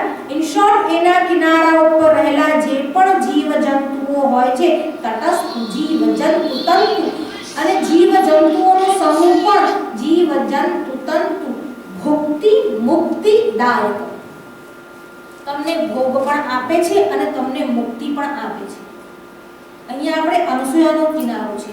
આ અનસૂયાના કિનારા પર ગૌતમ વંશી એક બ્રાહ્મણ રહેતો હતો. આ બ્રાહ્મણની પત્ની હતી. બ્રાહ્મણ દરિદ્ર હતો. એ સાધારણ કામ કરી એની સાધારણ આજીવિકા હતી અને પોતાના જીવનનું ભરણ પોષણ કરતો હતો. આ બ્રાહ્મણ એકવાર યજ્ઞ યાગાદિ કાર્ય માટે કેટલાક સૂકા લાકડાઓ લઈ આવ્યો અને આ સૂકા લાકડાઓ લાવી અને આ લાકડાનો જે ભારો હતો એ જો ઘરમાં આવ્યો અને આમ લાકડાનો ભારો નાખ્યો અને એ વખતે એનો નાનો બાળક ત્યાં ઘૂંટણિયા તાળતો તાળતો આવ્યો અને એ ભારો એ બાળક પર પડ્યો. આ બ્રાહ્મણ બ્રાહ્મણને એનું ધ્યાન હતું નહીં કે આ ભારો બાળક પર પડ્યો છે, આ બાળકને વાગ્યું, એટલામાં બ્રાહ્મણ આવ્યો છે એવું જાણી બ્રાહ્મણી પણ ત્યાં આવી. બ્રાહ્મણીએ જોયું, બાળકને ઉઠાવ્યો અને એને તરત પારણામાં સુવાડી દીધો અને પોતે પતિની સેવામાં લાગી. અહીંયા એના પગમાં વાગ્યું છે પણ એના મનમાં વિચાર નથી. વિચાર તો જવા દો, એને પતિને જરા પણ એવું કીધું નથી કે તમે અત્યારે પાણી લેવા દો, તમે અત્યારે બોલશો નહીં, પેલાને વાગ્યું છે, મારે ત્યાં જવું પડશે, એવી કોઈ વાત નથી એના મનમાં. સીધી ત્યાં આવી અને એમને પાણી આપ્યું છે, બેસાડ્યા છે. પછી જ્યારે એમની સેવા શુશ્રૂષા પૂરી થઈ ત્યારે બાળક પાસે આવી અને બાળકને આમ પાનામાંથી બહાર કાઢ્યું તો શું જોવે છે? બાળક આમ નિર્જીવ બની પડ્યું છે. આ બાળકનું મોત થઈ ગયું છે. હવે આ પત્ની જે હતી જોર જોરથી રડવા લાગી. બ્રાહ્મણ ત્યાં આવ્યો અને બ્રાહ્મણે કહ્યું કે શું થયું, અને પછી એને પૂરી ઘટના એને કહી. બ્રાહ્મણના મનમાં થયું આ બહુ પતિવ્રતા સ્ત્રી છે, એને મને આટલી વાતની ભનક પણ આવવા દીધી નહીં કે તમે આને કેમ બગાડો છે. આ વાત સાંભળી બ્રાહ્મણ પ્રસન્ન થયો અને બંને અનસૂયાના કિનારા પર ભગવાન શંકરની આરાધના કરી અને આરાધનાથી પ્રસન્ન થઈ ભગવાન શંકરે બાળકને પુનર્જીવન આપ્યું. આને પતિવ્રતાથી બાળકને પાછું મેળવ્યું. આ પતિવ્રતા સ્ત્રીઓની ભૂમિ છે, અનસૂયાની ભૂમિ છે અને અનસૂયાના જળમાં એરંડી નદીનો સંગમ છે. આ એરંડી નદીના સંગમમાં અનસૂયાના સ્થાનમાં જે પણ કોઈ સ્નાન કરે છે, જો એને ગર્ભપાતનો દોષ હોય તો એમાંથી પણ એ મુક્ત થાય છે, જો બ્રહ્મહત્યાનો દોષ હોય તો તેમાંથી પણ તે મુક્ત થાય છે, એને કોઈ ચર્મ રોગ હોય તો પણ ત્યાં દૂર થાય છે. એવી આ અનસૂયાની માટીનો પ્રતાપ છે.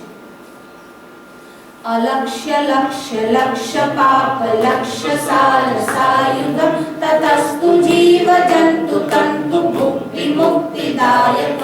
ભુક્તિ એટલે ભોગને આપનારા છે, સંસારિક સુખોને આપનારા છે અને મુક્તિ આપનારા પણ માં નર્મદાજી છે. એકવાર બહુ જ નજીકનો ઇતિહાસ છે. રંગઅવધૂતજી મહારાજ એકવાર નર્મદાની પરિક્રમામાં જ્યારે નીકળ્યા હતા ત્યારે વિમલેશ્વર તીર્થમાં રેવા અને સાગરનો સંગમ છે. આ વિમલેશ્વર તીર્થમાં પહોંચ્યા અને વિમલેશ્વર તીર્થમાં સામે જવા માટે એક નાવ પર આરૂઢ થયા. નાવમાં બીજા બધા સેવકો પણ બેઠેલા હતા, અવધૂત બાપજી પણ ત્યાં બેઠેલા હતા. આ નાવ આમ ધીરે ધીરે આગળ જવા લાગી. અચાનક શું થયું અને નર્મદાજી તોફાને ચડ્યા, વંટોળ વાયો અને જે નાવ હતી એમ હાલત ડોલક થવા માંડી, ડામાડોલ થવા માંડી. અને જ્યારે નાવ હલવા માંડી, ડામાડોલ થવા માંડી, બધાના જીવ આમ તાળવે ચોંટી ગયા. બધાના મનમાં એક જ વિચાર આવ્યો, હવે આપણો જીવ કેવી રીતે બચાવ્યો? બધા ભગવાનનું નામ સ્મરણ કરવા લાગ્યા, બધા બચાવો બચાવો એવી બૂમો પાડવા. બધાની જ્યારે આ પરિસ્થિતિ હતી, અવધૂત બાપજી આમ નિશ્ચિંત થઈને બેઠેલા હતા. બધાના મનમાં વિચાર આવ્યો, બાપજીને કંઈ થતું નથી, આ નાવ હમણાં ડૂબી જશે. પણ પછી વિચાર આવ્યો, બાપજીને છે કોણ? બાપજીને શું વાંધો, અમારો તો પરિવાર છે. બધા બાપજી પાસે આવ્યા અને કહેવા લાગ્યા, તમે પ્રાર્થના કરો, જો તમે પ્રાર્થના કરશો તો માં ના નહીં પાડે અને માં તમારી વાત અવશ્ય માનશે. બાપજીએ જે જવાબ આપ્યો તે સાંભળવા જેવો છે. બાપજીએ કહ્યું, નર્મદાની પરિક્રમામાં નીકળ્યા છે, જો આજે નર્મદાજીની ગોદમાં સમાવાનો અવસર મળે છે તો ખોટું શું છે?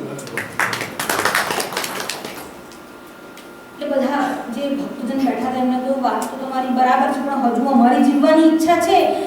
બાપજીએ કહ્યું, જ્યારે તમે પરિક્રમામાં નીકળ્યા છો તમે બધું જ કાર્યમાં નર્મદાને સોંપી દો.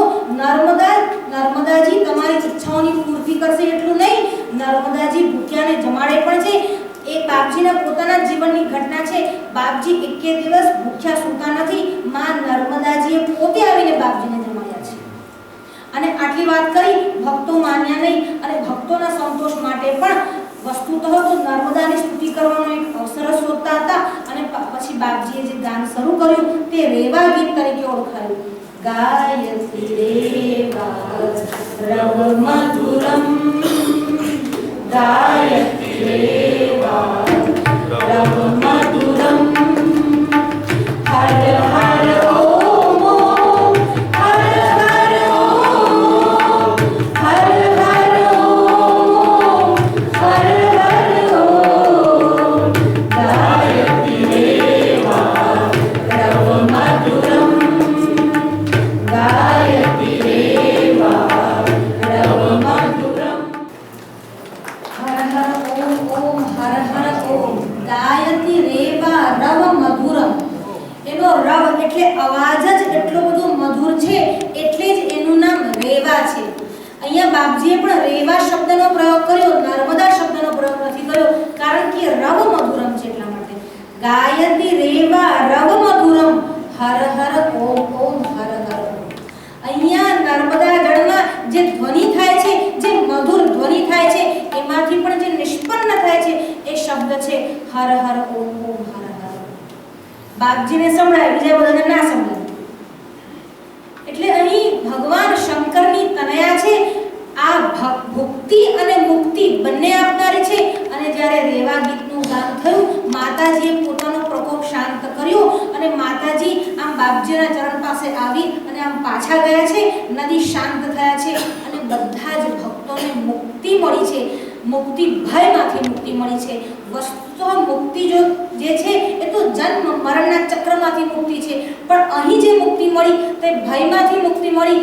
પરંતુ વાસ્તવિક મુક્તિની પણ જો ઈચ્છા હોય તો નર્મદાજી એને પૂરી કરે છે.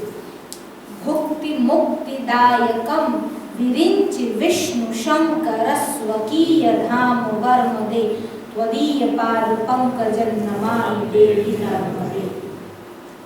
શંકર ભગવાનના વિષયમાં તો જેટલા પણ નર્મદામાં કંકર છે એટલા શંકર છે. નર્મદાના કિનારા ઉપર 60 સહસ્ર, એક બે નહીં, 60 તીર્થ સહસ્રાણી 60 કોટ્યસ તથૈવ ચ, 60 કરોડ 60,000 તીર્થો છે. શુલ્પાણેશ્વરનું તો આખું વન છે.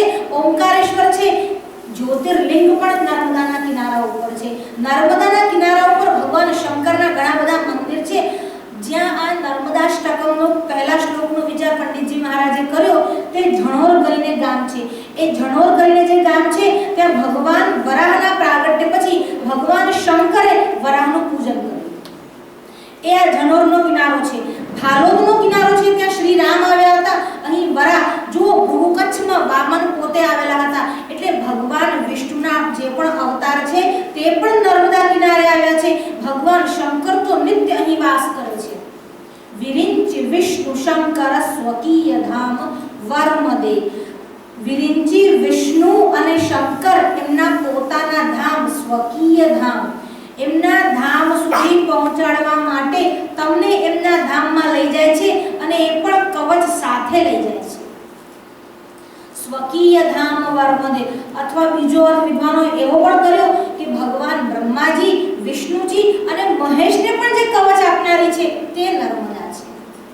વિરિંચિ વિષ્ણુ શંકર સ્વકીય, એટલે એમના ધામમાં પણ રક્ષા તો નર્મદાજી કરે છે. એમની સ્વકીય ધામ, એમના પોતપોતાના ધામમાં પણ એમની રક્ષા કરનારી અથવા એમને રક્ષારૂપી કવચ આપનારી દેવી નર્મદા છે. સ્વકીય ધામ વર્મદે. એકવાર એક નનામી, એક ઠાઠડી આમ જતી હતી અને ભગવાન શંકર આમ નીકળ્યા. જ્યારે આ નનામી લઈને લોકો જતા હતા, જેટલા પણ લોકો હતા એ રામ રામ રામ રામ બોલો ભાઈ રામ, રામ બોલો ભાઈ રામ, રામ બોલો ભાઈ રામ, આવું નામસ્મરણ કરતા કરતા જતા હતા. એટલે શંકર ભગવાને પોતાના ઈષ્ટદેવનું નામ સાંભળ્યું એટલે પ્રસન્ન થયા. એમના મનમાં વિચાર આવ્યો, નક્કી આ કોઈ મહાપુરુષ છે કે જેની સાથે રામ નામનો આટલો બધો ઉદ્ઘોષ થઈ રહ્યો છે અને આમ ભગવાન એની સાથે જવા લાગ્યા.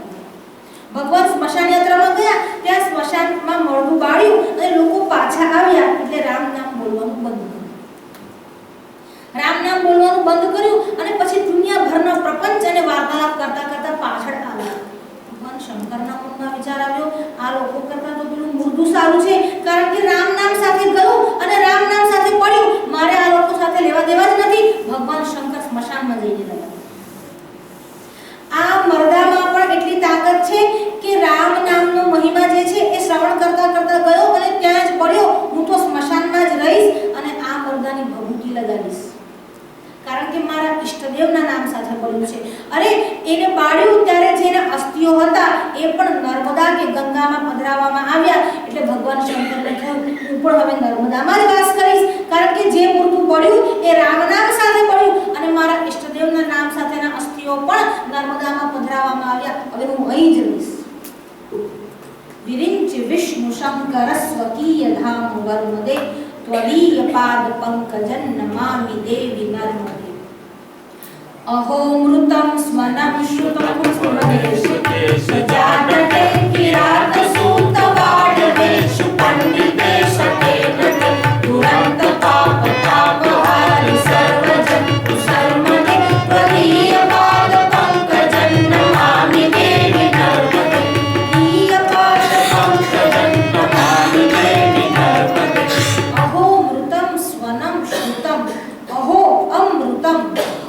એટલે ઓહો, અમૃતમ અમૃત સમાન, અહો મૃતમ સ્વનમ, સ્વનમ એટલે શબ્દ, અહો મૃતમ સ્વનમ શ્રુતમ, આ શબ્દ સાંભળ્યો, ઓહો અમૃત એવો તારો જ્યારે ધ્વનિ સાંભળ્યો. અહીંયા પણ બે પાઠભેદ છે. કેટલાક લોકોનું એવું માનવું છે કે મૃતમ મરેલો પણ જો તારો ધ્વનિ સાંભળે તો, અહો મૃતમ સ્વનમ શ્રુતમ મહેશ કેશ જાતકે, મહેશ કેશ જાત, મહેશ એટલે ભગવાન શંકર, કેશ એટલે વાળ, અને કેશમાંથી જે ઉત્પન્ન થયા છે. અહીં પણ બે મત છે. ભગવાનના જટામાંથી ગંગાજીનું અવતરણ થયું, અને કેટલાકનું એવું માનવું છે કે અહીં કેશજા એ સ્વેદજા માટે છે, એટલે નર્મદા માટે પણ છે.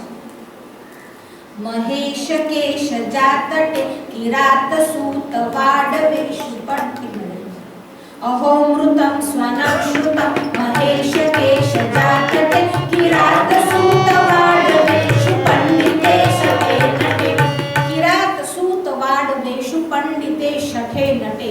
પછી કિરાત હોય, કિરાત સૂત એટલે બંદીજન હોય, અને વાડવેશ એટલે બ્રાહ્મણ હોય. કિરાત એટલે ભીલ, કિરાત સૂત વાડવેશ પંડિત હોય, શઠ એટલે શઠ હોય, અને નટ એટલે કલાકાર. જ્યાં નટ બજાણિયા હોય છે, જે ગામે ગામે ફરીને આમ નૃત્ય કે નોટંકી બતાવતા હોય, એને નટ કહેવામાં આવે.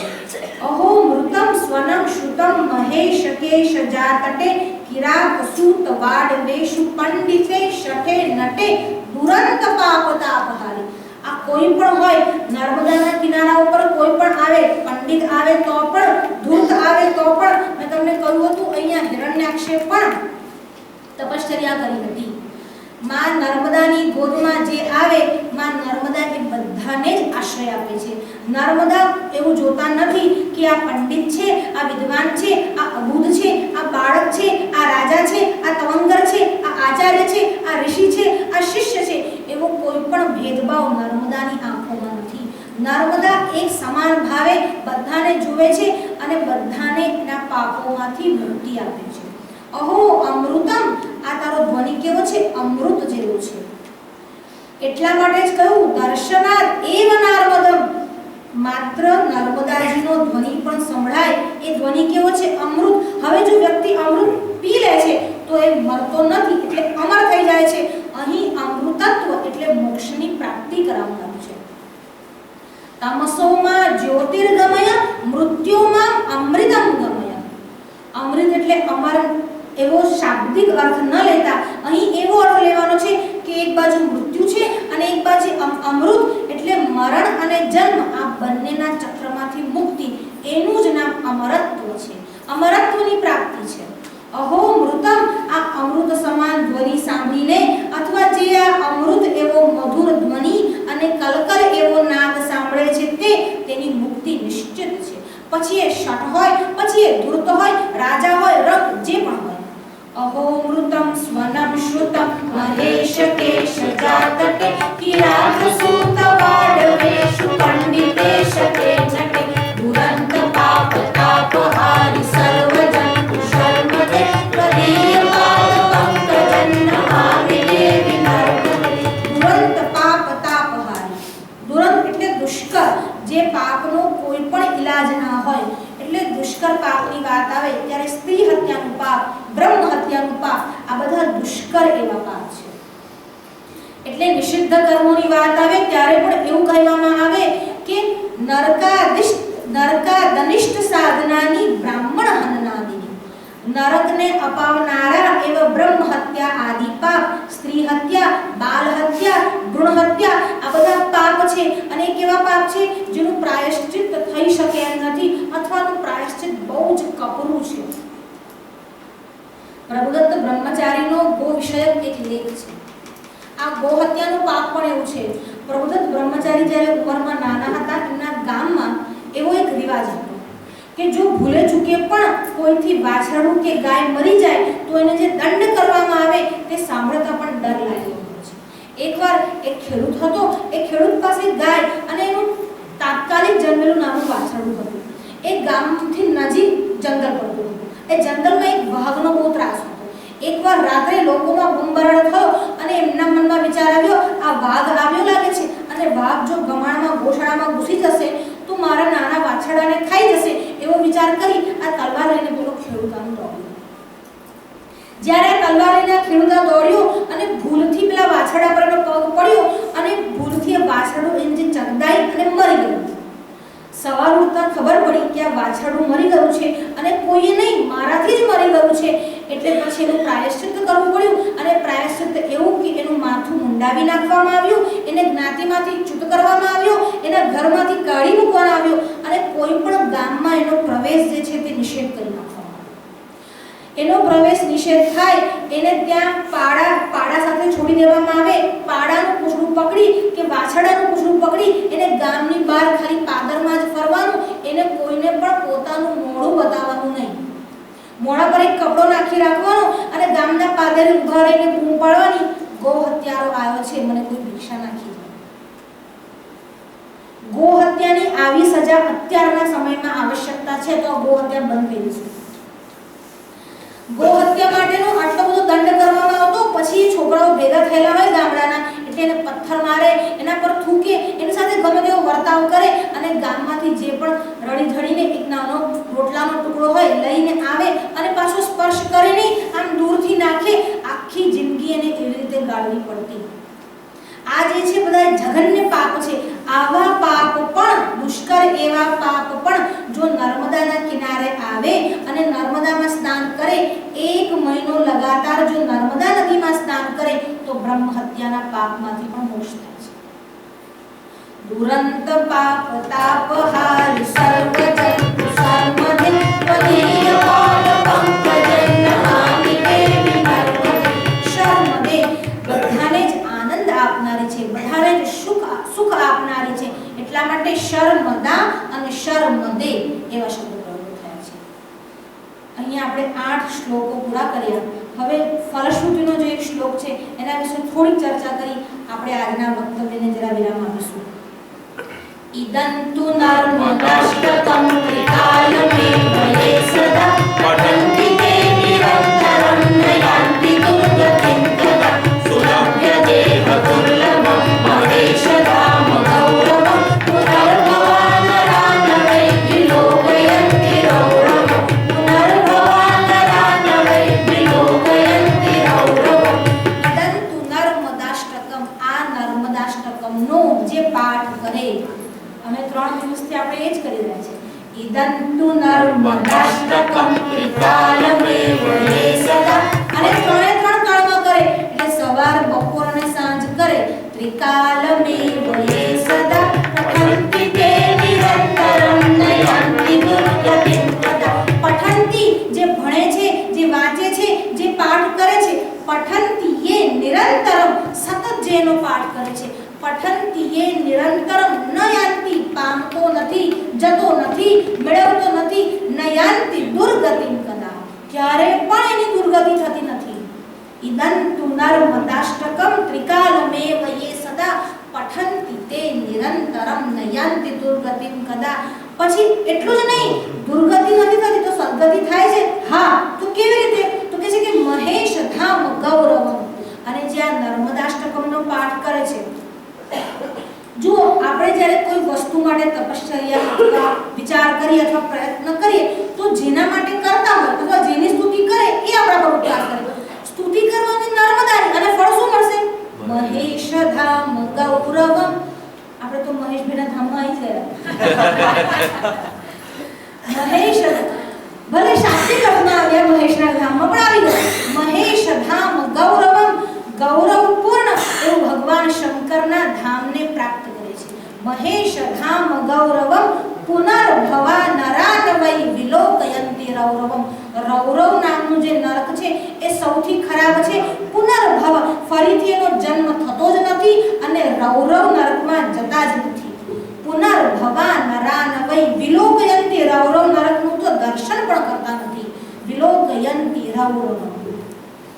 નાનો પ્રસંગ કહીને આપણે આને વિરામ આપીશું. એકવાર એક બ્રાહ્મણ હતા, એક સાધુ ગૃહસ્થી હતા, એ આમ યાત્રા પર નીકળ્યા અને યાત્રા પર જોયું તો ભીષણ એવું રણ હતું અને બધા જ લોકો ત્યાં દૂર દૂરથી યાત્રા માટે મંદિરમાં ભગવાનના દર્શન કરવા માટે આવ્યા. ત્યાં એમણે જોયું તો એક અમેરિકન માણસ હતો. એને પોશાક તો ભારતીય પહેરેલો હતો અને માથે મુંડન પણ કરાવેલું હતું, પાછું આમ તિલક કરેલું હતું. આ ઇસ્કોનથી કદાચ પરિચિત હોય. અને હરે રામ હરે કૃષ્ણ એવી ધૂન બોલતો બોલતો આમ જતો. જ્યારે જોયું બપોરનો સમય હતો, અવાણ હતું અને એના પગ જે હતા એ ખુલ્લા હતા. એમાં પગમાં કંઈ પણ પહેરવા માટે એટલે જૂતા ઉધાન નહોતા. અહીં જ્યારે જતો હતો ત્યારે આ બ્રાહ્મણે એને પૂછ્યું કે આપ અહીં આવ્યા છો, લાગે છે આપ વિદેશી છો. એટલે એને કહ્યું હા, હું અમેરિકામાંથી આવ્યો છું. અને છતાં પણ તમને અમારા ભગવાનમાં એટલો બધો રસ છે, તમારી એટલી બધી શ્રદ્ધા છે કે તમે એને મળવા માટે જાઓ છો, ત્યારે તમે આવી રીતે ભારતીય પરિવેશમાં જાઓ છો. એ તો બરાબર છે, પણ હજી પણ તમે ત્યાં ગયા નથી એ પહેલા તમે તમારા ચપ્પલ પણ બહાર કાઢી દીધા છે. એટલે પેલા અમેરિકને એવો જવાબ આપ્યો કે મેં એવું સાંભળ્યું છે કે હિન્દુ ધર્મમાં જ્યારે મંદિરમાં જવામાં આવે ત્યારે ચપ્પલ બહાર કાઢવાના, ચપ્પલ પહેરીને મંદિરમાં જવાનું નહીં. એને કહ્યું હા, વાત તમારી સાચી છે, હું એવું માનું છું. આ સમગ્ર ભારત જ એક મંદિર છે, એટલે જો ભારતમાં પરિભ્રમણ કરવું હોય તો ખુલ્લા પગે જ કરવું પડે. જેને ભારતના ઇતિહાસને માત્ર સાંભળ્યો છે, જીવ્યો નથી, જેના પૂર્વજ પણ અહીં નથી, તેને પણ જો આવો વિશ્વાસ છે આ ભારત દુર્લભો ભારતે જન્મ, ભારતમાં જન્મ લેવો દુર્લભ છે. કારણ કે અહીં ગંગા છે, અહીં નર્મદા છે, અહીં યમુના છે, અહીં હિમવાન છે, અહીં વિંધ્યાચલ છે. અહીંયા ભગવાનને અવતાર લેવાની, વારંવાર આવવાની ઈચ્છા થાય છે. આ નદીઓનો દેશ છે, ઋષિઓનો દેશ છે, આચાર્યનો દેશ છે. અહીં વિભૂતિઓ આવે છે, મહાપુરુષો આવે છે, સંતો આવે છે, સંન્યાસીઓ આવે છે. અને આ ભારતના દુર્લભ દેશમાં ગરુડેશ્વર જેવા તીર્થમાં જ્યાં સ્કંદે તપ કર્યું હતું અને ગજાસુરનો વધ કર્યો હતો, અહીં ભગવાન શિવજીની ઉપસ્થિતિમાં નર્મદાજી વહી રહ્યા છે. અને શિવજીની ઉપસ્થિતિમાં જ્યાં નર્મદાજી વહે એ ગંગાજી કરતાં પણ 1 લાખ ગણું પુણ્ય વધારે આપે છે. આપણા બધાના જ પુણ્યનો ઉદય થયો છે કે આપણે અહીં આવ્યા છે. બસ માં નર્મદાના ચરણોમાં વંદન કરીશ, પિતા મહારાજના ચરણોમાં વંદન કરીશ અને ભગવાન શંકરને વંદન કરતા કરતા એવી પ્રાર્થના કરીશ કે માં નર્મદાના કિનારે વારંવાર બોલાવતા રહે અને જ્યારે મોત પણ આવે તો નર્મદાની ગોદમાં સુવાડી દે, સમાવી દે. નમઃ પાર્વતી પતે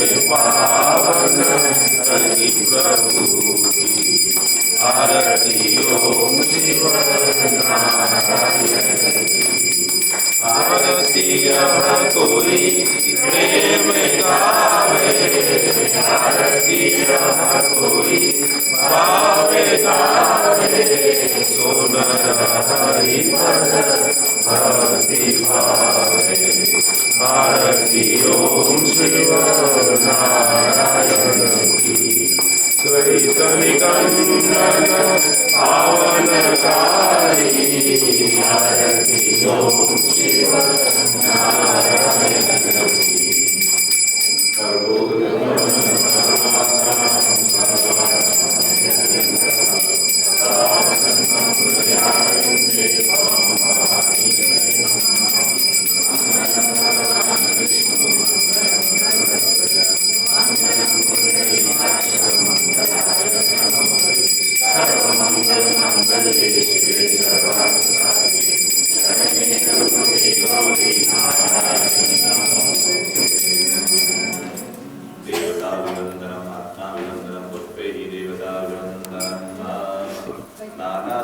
पुष्पाणि यथा कालभवानि च पुष्पाञ्जलिर्मया दत्तं सुहाणं परमेश्वर बोल रामचंद्र